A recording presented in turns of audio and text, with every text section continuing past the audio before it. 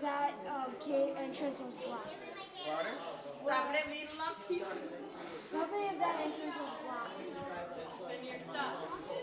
Where did they originally come through? Pardon? Where was the original entrance? I'm going to show you in a minute.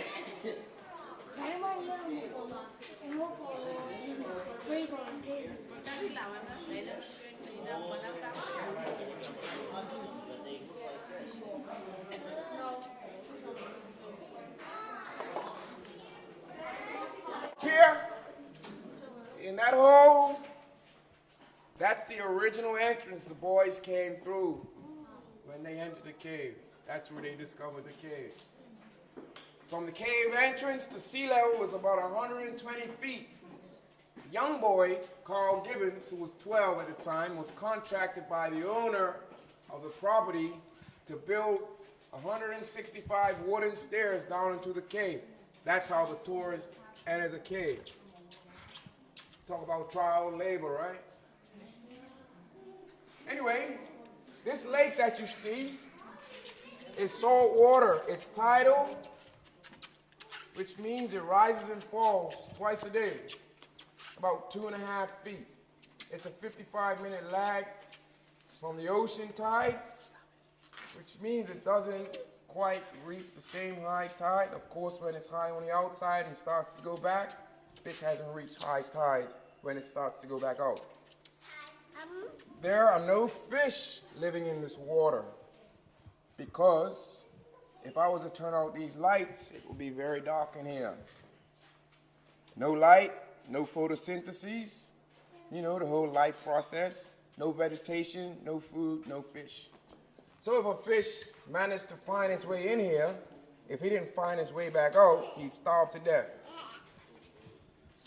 Bermuda was formed atop a volcanic sea mountain 30 million years ago.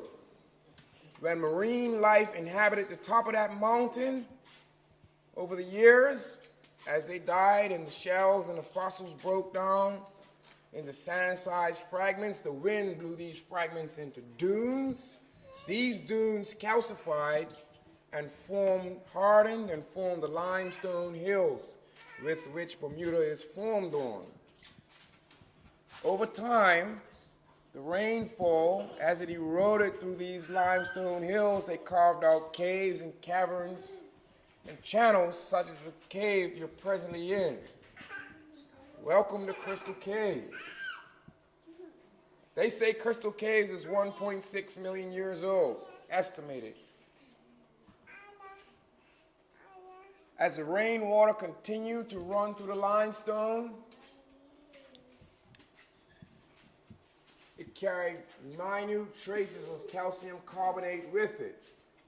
As each drop, those cave kisses left the cave ceiling, each one left behind a minute trace of calcium carbonate. That's what these formations are built of.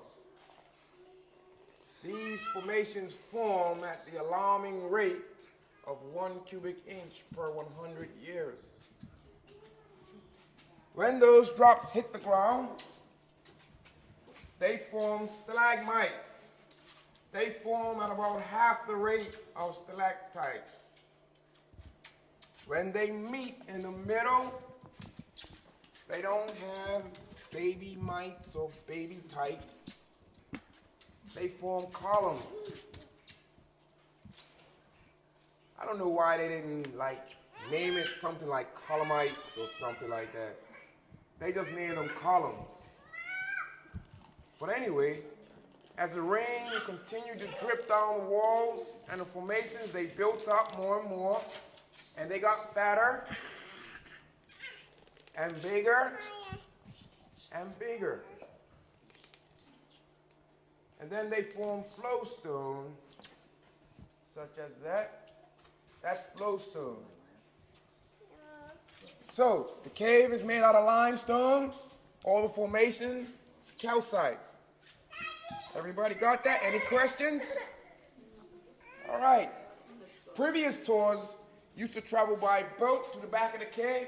I'm not going to try to fit all of you in that boat right there, because in 1938, they constructed this pontoon bridge. On that bridge, we're going to travel to the back of the cave. Any questions? Will we survive it? We will survive it. What's my name? I'm just seeing if you guys are paying attention now. Do not. All right, as you come down this ramp, there's a step in the air. Be careful, this step is very Slippery. and lower your heads, please. And once again, I must remind you, please do not touch the formations. It is slippery. Okay, icebergs. Because they're large and they look like icebergs. They estimate these to be about 1.2 million years old. These are the biggest formations in either cave. Over there, underneath that wall, if you were to jump in the water and swim about 20 feet that way and then come up, you would resurface into a cavern which is twice the size of this one. It's dark in there. There's no lights in there. We haven't taken any tours in there yet. I haven't been in there myself. I have to take the word of the scuba divers that scuba dive in there. Yes, occasionally we do have scuba divers that swim in the cave. There are research teams from various colleges. We just had one from the University of Central Florida 2 months ago. They swam 120 feet down inside some of the caves, and they found stalagmites growing there underwater. Stalagmites don't grow underwater like these ones over here. You guys can see them when you get outside. That formation, we call that the White House. It stands about 14 feet high on the cave floor in approximately 10 feet of water. That stalagmite stopped growing about 18,000 years ago. That would have been the end of the last ice age, when the sea level is said to have risen 500 feet.